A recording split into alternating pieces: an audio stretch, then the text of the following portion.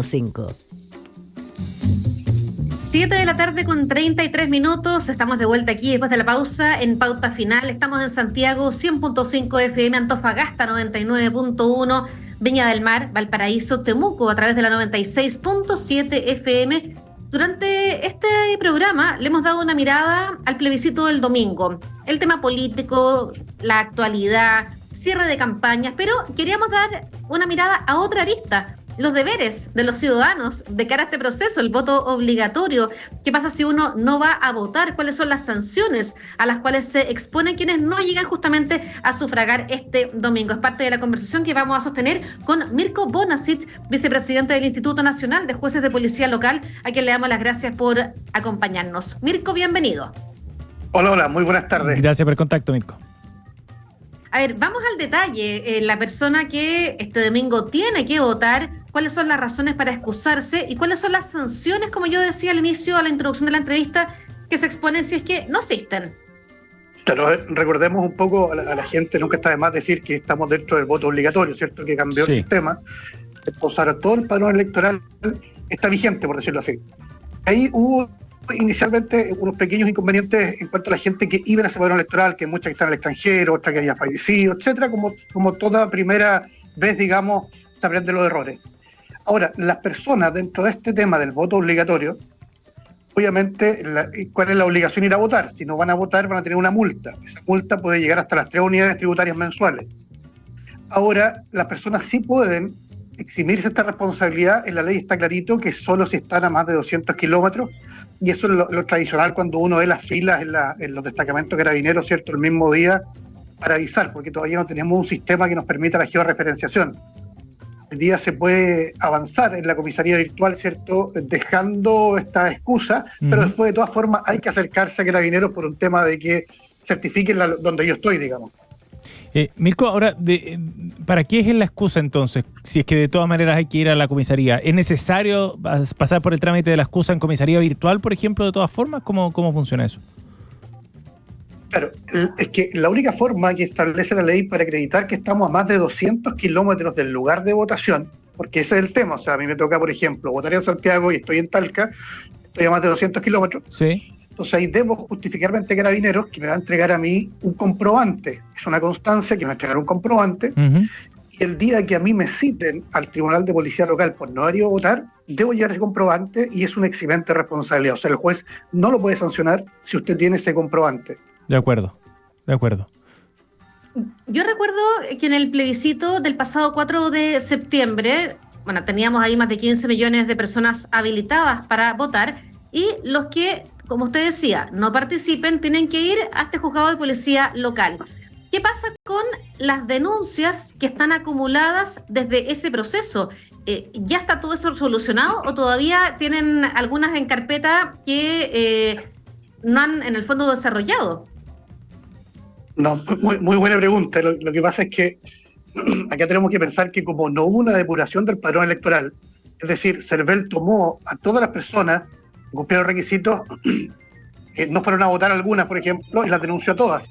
Y ahí nosotros estamos haciendo un llamado hace tiempo de que se crucen información, porque, por ejemplo, si usted, Gabriela, se excusó, ¿cierto?, y tiene su constancia, CERVEL podría tener acceso a esa constancia y no hacer la denuncia contra usted. O sea, y ahí le ahorramos recursos al Estado, digamos, optimizamos los recursos. Si cruzamos la información entre Carabineros y CERVEL, que se puede, habría muchas personas que no deberían ser denunciadas porque van a ir al juzgado de policía local y van a ser absueltas, digamos, no van a poder ser condenadas por nada. Entonces, creo que ahí nos falta un poquito de cruce de información. Y en cuanto a lo que usted me dice de las causas que están en tramitación, sí, hay que recordar que nosotros, a ver, no tengo la cifra de cuántas causas son, porque como no estamos en un sistema en línea, nosotros no tenemos una unidad de administración única como el Poder Judicial, lamentablemente no tenemos acceso a estadísticas inmediatas. Y eso es un gran problema nuestro, porque tenemos una dependencia administrativa municipal y una dependencia disciplinaria del Poder Judicial. Entonces, esa pregunta que hace usted es una tremenda pregunta, y así si usted me preguntara cuántas causas hay de otros tipos, no las tenemos. Claro, yo me acuerdo cuando me tocó reportear ese tema, post plebiscito, había más de 2 millones de denuncias a nivel nacional de personas que no habían votado en las últimas elecciones. Y ahí conversando con un integrante del juzgado de Panguipulli, por ejemplo, me decía que ellos trabajan con 3 a 4 funcionarios y reciben al año unas 4.000 causas. Y solo por esa vez habían ingresado, por una vez, 6.000 causas. Entonces uno se pregunta si los juzgados tienen la capacidad y los recursos necesarios para enfrentar este tema, que es tremendo. O sea, hasta el momento hemos podido salir adelante con los recursos que nos asignan. El problema es que no es lo mismo un juzgado de una comuna con menos recursos que una con más recursos. Entonces, la que tiene más recursos va a tener mucho más funcionarios, va a poder tramitar de una forma mucho más rápida que la que no los tenga. Entonces, aquí es un tema ya de fondo el que usted menciona en la parte de administración de los juzgados de policía local, porque lo más lógico sería que las personas pudieran, a través de un procedimiento electrónico, enviar, por ejemplo, sus descargos o estas excusas para que no sean citadas. Claro. Pero hoy día no está, seguimos con el papel. Hay una pregunta, Seba, sí. ¿Hay personas que desde el plebiscito del 4 de septiembre todavía no han sido notificadas? ¿Puede haber? Puede haber, sí, perfectamente. Uh-huh. O sea, esto se va a seguir acumulando. Se van a seguir acumulando, y hay otro problema. Piensa usted que ahora que está tan en boga el tema de seguridad, la mayoría de las causas, o sea, todas las causas deben notificarse en la primera resolución personalmente, por cédula, que dice la ley. Entonces, en aquellos lugares donde no hay inspectores municipales que sirvan para esto, y CERVEL ya nos dijo que ellos no tenían los recursos, siendo que la ley señala que ellos deberían disponer de personas para notificar, al final se le carga la mata a Carabineros. Entonces tenemos Carabineros que se transforman en receptores judiciales en causas que la multa máxima es 3 unidades tributarias mensuales, y al Estado le significa más costo trasladar a 2 funcionarios y un carro policial que la multa que andan notificando, digamos. Entonces, ahí hay un tema complejo. Estamos conversando aquí en Pauta Final con el vicepresidente del Instituto Nacional de Jueces de Policía Local, Mirko Bonasic Doric. Mirko, respecto a las razones y a las justificaciones, me gustaría volver un poquitito atrás. Usted hablaba de la distancia, ¿no?, como uno de los factores que puede justificar el que uno no vaya a votar. ¿Existe otro? Edad, por ejemplo, estado de salud, algún tipo de complicaciones asociadas a personas bajo cuidado, factores de ese tipo. Mire, se me cortó una parte de la pregunta, pero por el final creo que sé para dónde usted va. Si quiere le repito de nuevo, era solo para preguntarle si habían otras causales más allá de la distancia que pudieran justificar la ausencia de la votación. Sí, la ley deja una abierta que es toda causal, digamos, grave y que se justifique frente al juez. Entonces, ahí podríamos entender que la persona, no sé, el mismo día tuvo un accidente, el mismo día a lo mejor se le extrajeron todos los documentos.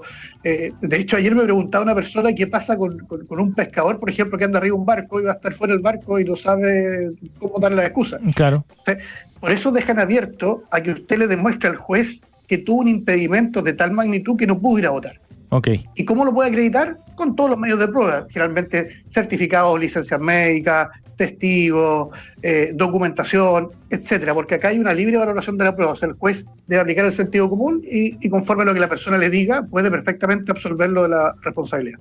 Perfecto. Sí, respecto a lo que yo le estaba preguntando, ¿cree usted que sería posible o podría funcionar en nuestro país el voto adelantado para ciertas personas? Por ejemplo, los mineros, los trabajadores de la salud, policía de investigaciones, entre otros. ¿Podría ser eso una solución? Chuta, a ver, es que si estamos viendo cómo sacamos adelante el tema del voto obligatorio, hemos tenido varios problemas. Yo creo que es bueno mirar a aquellos países que tienen este sistema de voto anticipado. A mí en lo personal me gusta la figura. Ahora, no sé, ahí los especialistas de CERVEL y otros, digamos, los que vean. La opinión que yo le doy es muy personal, digamos.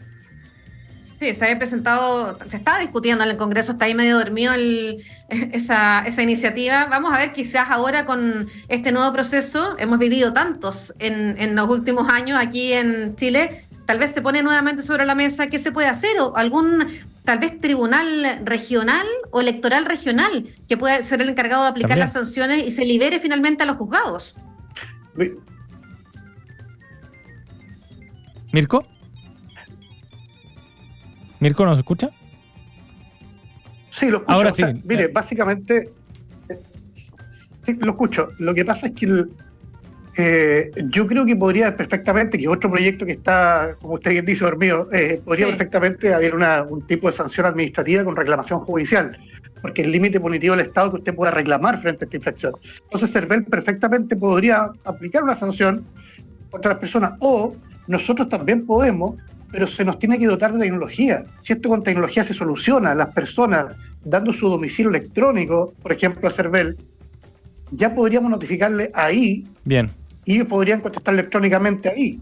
Entonces, hay formas, digamos, mucho más baratas de que este tema funcione. Bien, Mirko Bonacic Doric nos ha acompañado hasta ahora, es vicepresidente del Instituto Nacional de Jueces de Policía Local. Esperamos que esta información haya sido útil también para todos nuestros auditores pensando en lo que viene el domingo. Gracias, Mirko, muy amable. Muchas